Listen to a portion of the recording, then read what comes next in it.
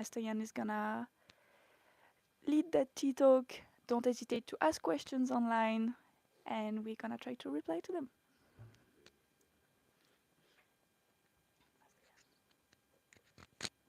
Thanks, Riska.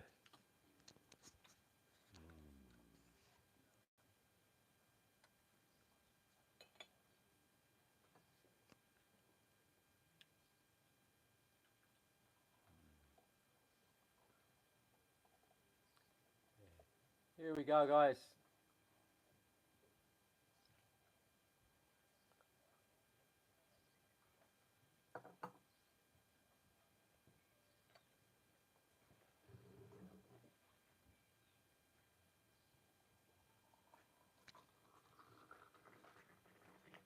Put a bit of hot water in there. It's a bit cold. Thanks.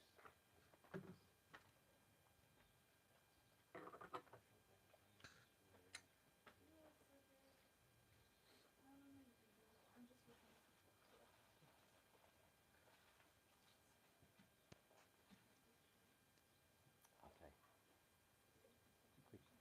Quick as you can, guys.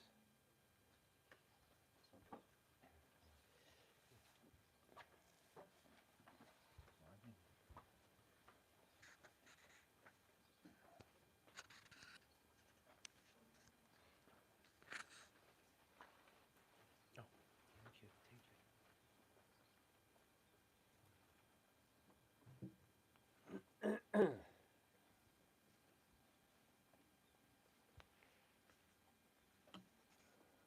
Okay, here we go then.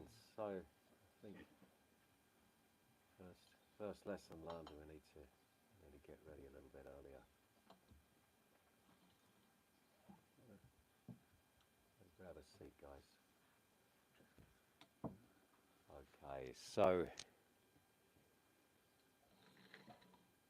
just first of all, Happy New Year to everybody who's joining us online. It's a fairly cool, misty morning here at the Kung Fu retreat, and we're gathering for our little morning tea talk. We've changed slightly the format of the tea talks, and we have our tea master here, Johnny, today. Some days it's Johnny, some days it's Dimitri, and every morning they're preparing a very high quality Chinese tea for us. And we start off hearing the story of the tea. So, Johnny, would you like to tell us the story of the morning's tea? Thank you, Master Iain. Good morning for everyone. Happy New Year. Happy New Year. Yeah, you should get your health in this year. And want to talk about the tea. This is a special tea. This tea from ancient trees from China, from Yunnan province, from Bulanshan mountain. And tea from this province is have a chocolate flavor, chocolate notes, and it's quite warming and energizing. And I mixed this tea with another tea from Laobanjan village. So it's like most powerful and strong and energetic tea, I think. High mountain pu'er. So enjoy your tea. This morning tea is very special with high energy. Yeah. Laobanjan, is that Chiang Rai? No, it is from China. Laobanjan Is also China. Yeah, also from China. Today we have completely Chinese pu'er. Ah, yeah, what else? Master Iain? All right. Yeah, Yes. it's really Here we quick go. talk. Yeah, that's okay. So, do we have any questions this morning? Anybody have any burning, busting questions that they want to ask? Okay.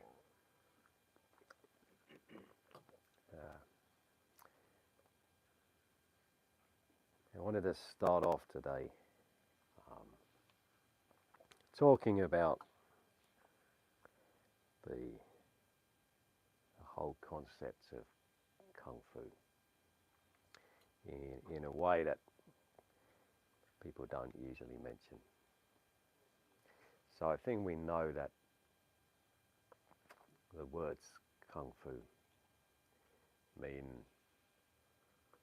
sustained work or effort over a long time, or more specifically the product, the result of sustained work or effort over a long time. Do you want to join in, guys? And it can apply not only to martial arts, but mastering any art or skill. So it could be mastering tea, mastering the tea ceremony. Could be feng shui. Could be maybe horoscopes. Could be calligraphy. Could be all sorts of things. Even being a master chef. Well, what's the point? What's the point of mastering an art? In order to master your art, you've got to master yourself. And that's what it's really about. To master the art, you have to master yourself. And, well, that's a big thing. And that's the real point. So, someone who's mastered themselves can achieve almost anything. Whatever they set their mind to, they'll have success. Someone who's just drifting around and isn't on top of themselves, whatever they do, they'll fail. And we see a lot of these people. When you master yourself, you become an asset to your community. You become an asset, a strength to all the people around you, all the people that are close to you. They're going to benefit from your strength, your wisdom. And this is the old kind of Chinese idea of a master or a sage. It's like, it's like kind of being a village elder or a wise person. You're an example, an inspiration, and a benefit to other people. And the more people like this you have in a community, the better, because it strengthens the community. So, whichever art you choose to practice, it's the perseverance, the dedication,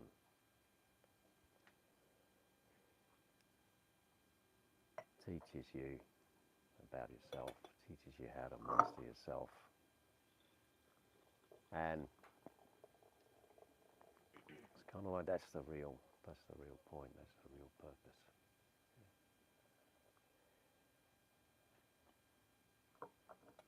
And you got this famous quote, to succeed you've got to do two things and two things only. Start and not give up.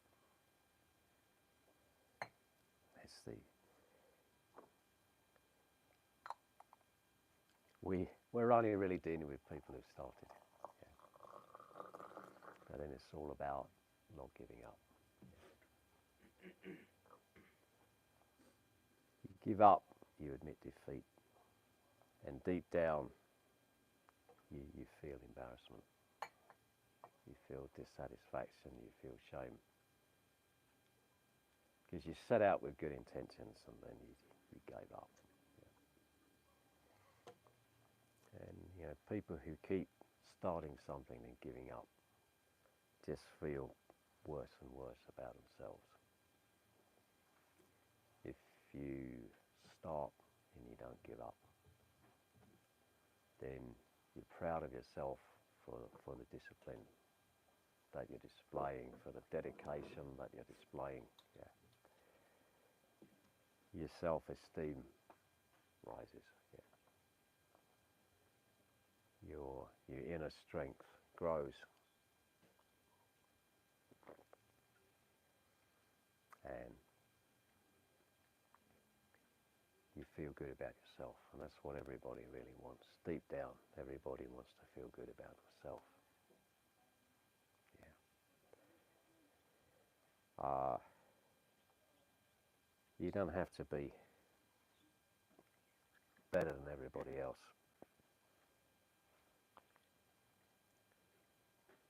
You just got to be on top of yourself. And you got this nice passage in the Tao Te Ching.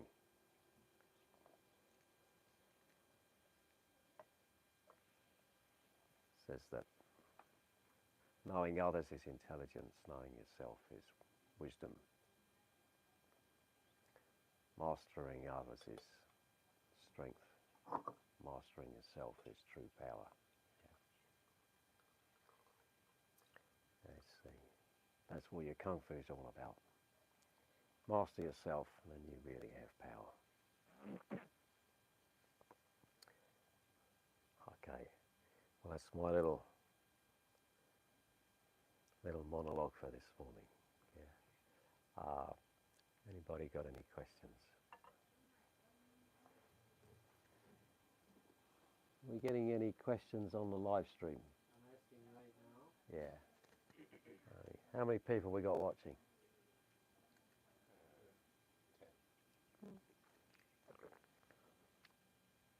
10 people watching. Oh, that's pretty good. That's probably more than we got here this morning. Yeah. It's a slightly cool morning, and that's an excuse not to get up and not to master yourself and to lie around in bed. Actually, there are 10 of us here. It's equal numbers. Yeah. I have a question, Master. Yeah.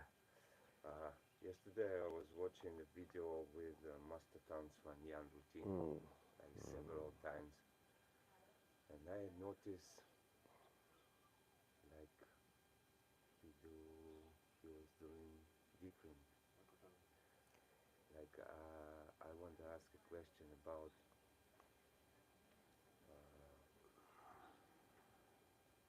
is it possible to, or is it the right way? Is it possible, or is it the right way to find your style, your own style, to movement and transition between the movement in Swanyan? Because your Swanyan is look different than Master Tan Swanyan, and like everybody make different. And is it different as their own style or no? Or is it mistakes?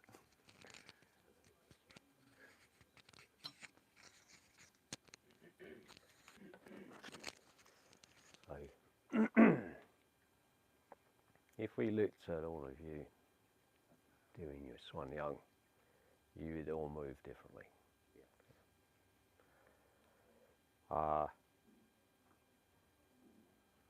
So, first thing, when I used to train with Master Tan, he'd say this quite frequently. He'd say, "Ian, don't ape me. Yeah, don't ape me." They were the words that he used, the exact words. Yeah, a very clear recollection. It was, "You are not trying to be me. Yeah, you are yourself, and you do your own kung fu. Yeah, you don't try to copy me."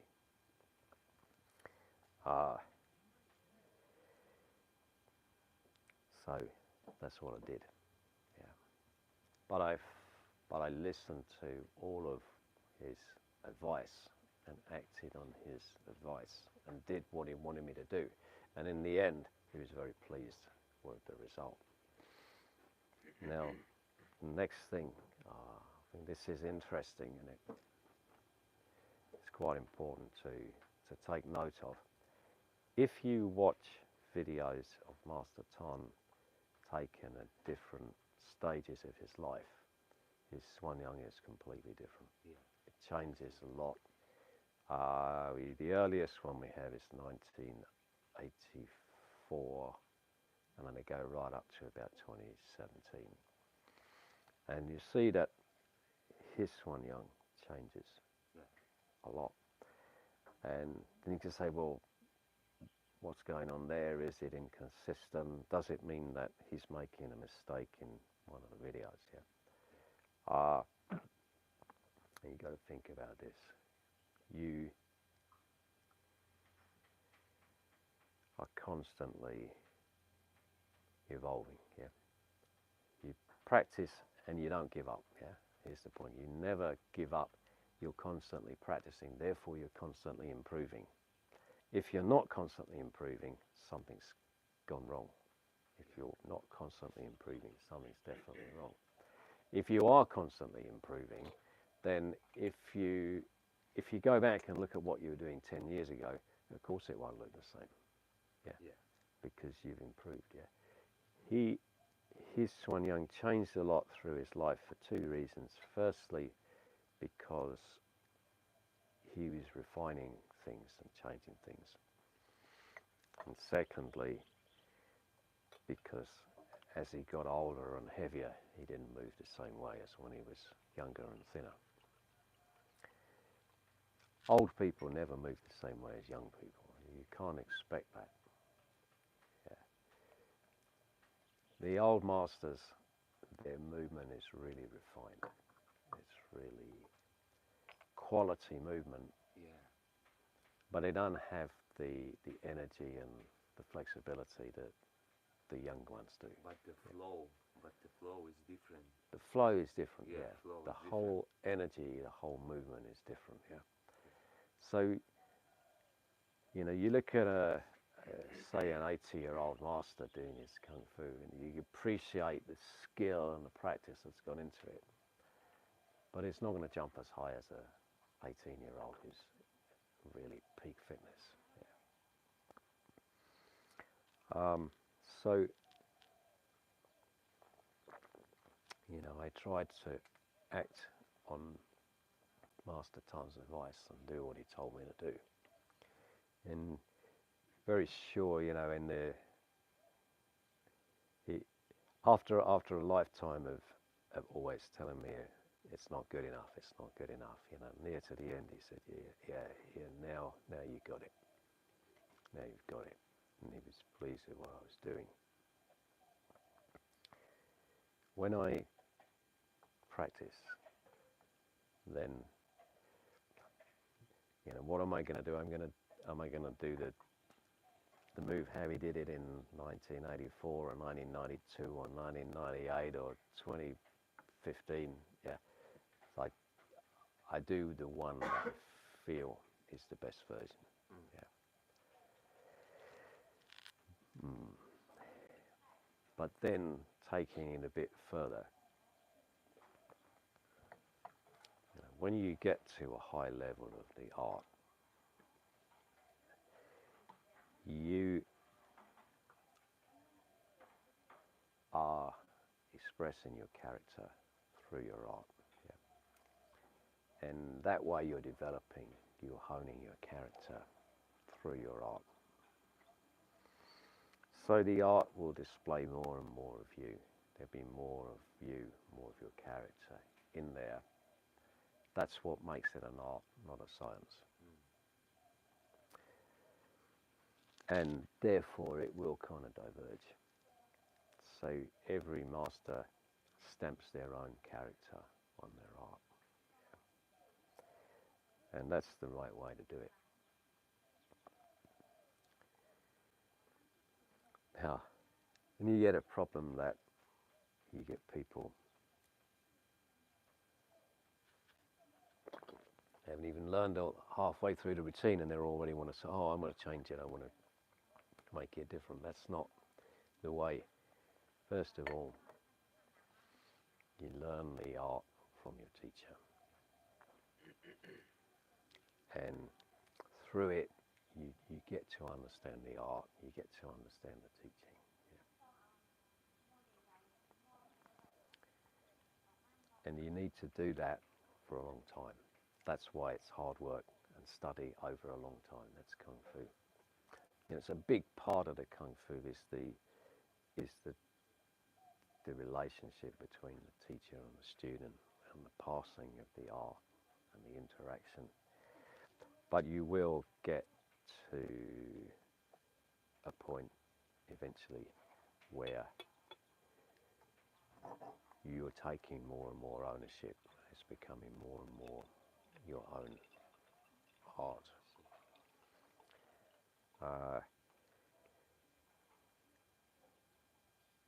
But really you should be practicing for about 20 years before you're kind of at that level. Maybe, you know, here, I mean, you practice harder and then maybe a bit less, but I think we'll see. We'll see. Now, then we can add another thing. Yeah, this ties in quite neatly what I said to begin with, checking the time.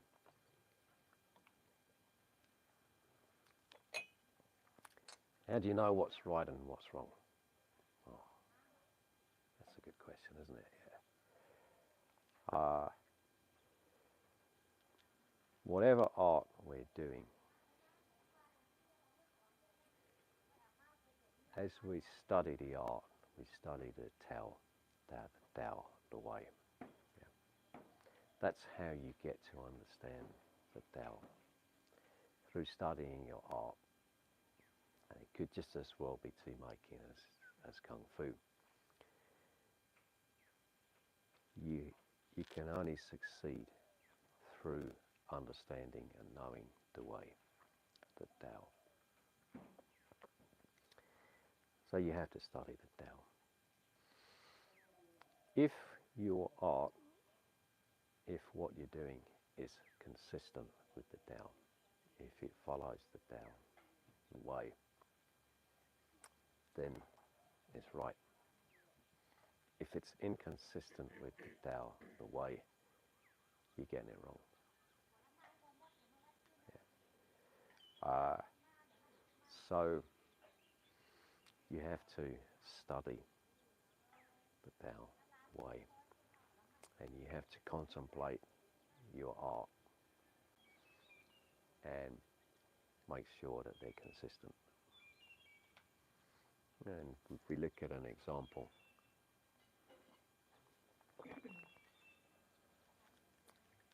the Tao, the way, flows smoothly. You can say the same thing about Qi. Understanding the Tao requires your understanding Qi, energy. Yeah. Energy likes to flow smoothly. Any stiffness, sharp changes of direction, blocks the flow, it blocks the energy. Yeah. So your art, your movements should flow smoothly. Should be a smooth, continuous flow.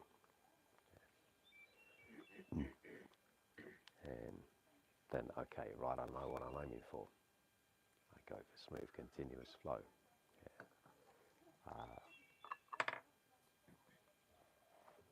Smooth, continuous flow.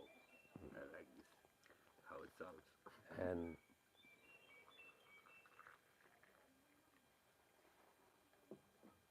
you got your famous kind of idea of Wu Wei, action without action. And you know, how does that relate, say, to Swan Yang or to Kung Fu generally? Economy of effort. Don't make unnecessary effort. Don't try too hard. This was one of Master Tan's favourite points, you know. Don't try too hard. Don't push too hard.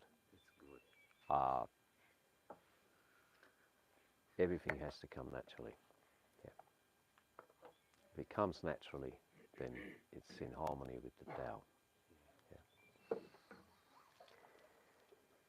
So, oh well, you try being a Kung Fu teacher, you know, you're going to be facing everyday students that are trying much too hard and that are too stiff and then their energy's not moving because they're too stiff, and it's, yeah, there it is, yeah.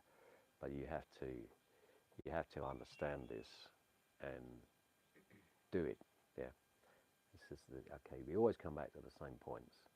Um, you know, you've got this nice passage in the Tao Te Ching. The more you talk about it, the less you understand it. The more you use it, the more you gain from it. Stop sitting around on your backside talking about it and do it. Yeah, you do it and you get it.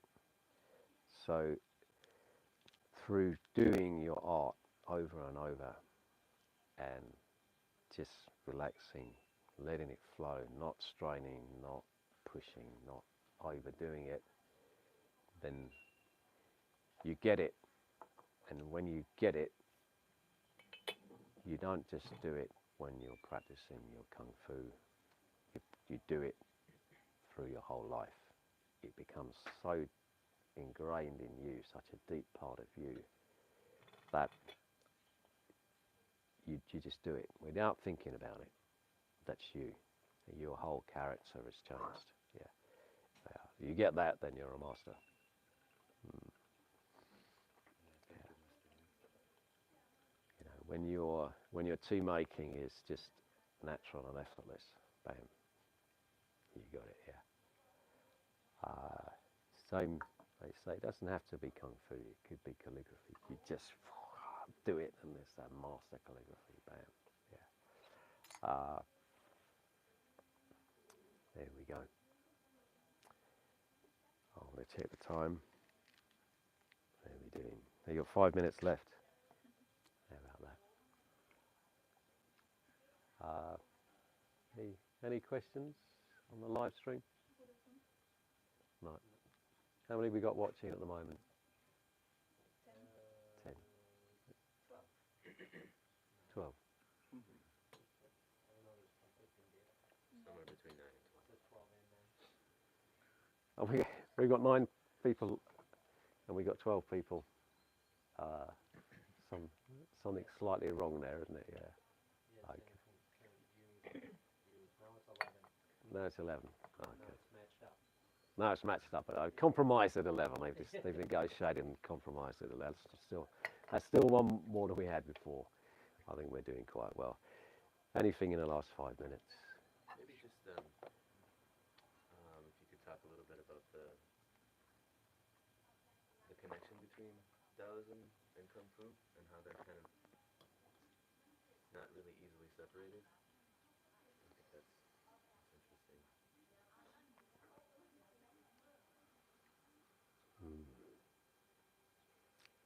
Realistically, Kung Fu, I mean, it's developed its own kind of philosophy.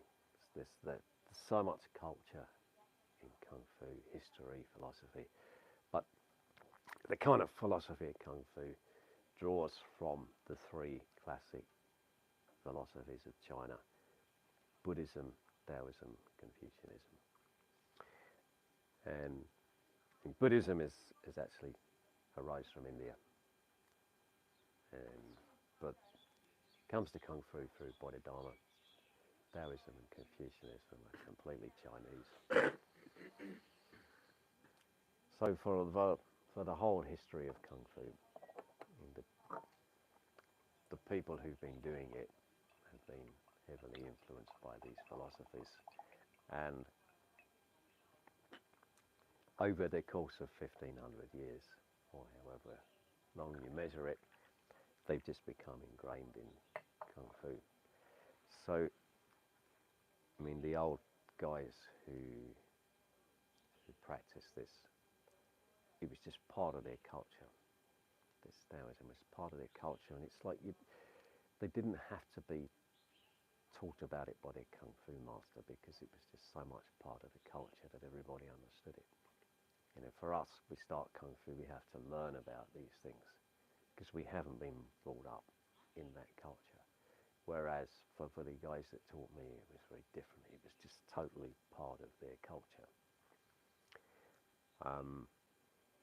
And it went without saying that if your kung fu was good for kung fu, you would follow the way. You would be in harmony with the way. Because you know, the whole Chinese thinking says, well, that's how it is. And, yeah. You get different branches of kung fu, with Shaolin being more associated with Buddhism and Wu-Tang being more associated with Taoism. But I mean, for practical purposes, there's so much influence by all the different philosophies. You know, it's always, you get all of it in there. If you practice at a Buddhist temple, you're going to get a lot of Buddhist influence. If you practice at a Taoist temple, you're going to get more Taoist influence. But in reality, most people are not practicing in a temple. But if they're in a Chinese community, they're still very influenced by that community.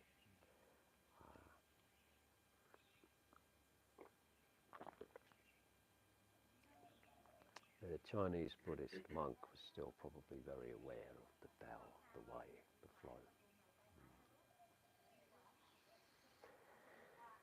I'm going to wrap it up in a moment. So, do we have any questions from the live stream? Well, we did have a question in regards to Chuanyang. Yeah. Where did it come from, and is there something unique about it that is different from other more common forms of Qigong? I did respond briefly, but Well, I think that's such a long thing that maybe we'll tackle that tomorrow in tomorrow morning's live stream. Yeah. I'll try to do that one tomorrow. Okay. Well, to everybody who's watching, yeah, thanks a lot for watching. Try to answer that question tomorrow, because we'll be on again tomorrow morning. We're starting at 7 and we're going to go right through to 9:15 and follow the whole, well, a lot of the morning training sessions. So we'll be live streaming the Chuanyang lesson tomorrow. Okay. Yeah. Thanks a lot, guys. Don't forget to like and subscribe.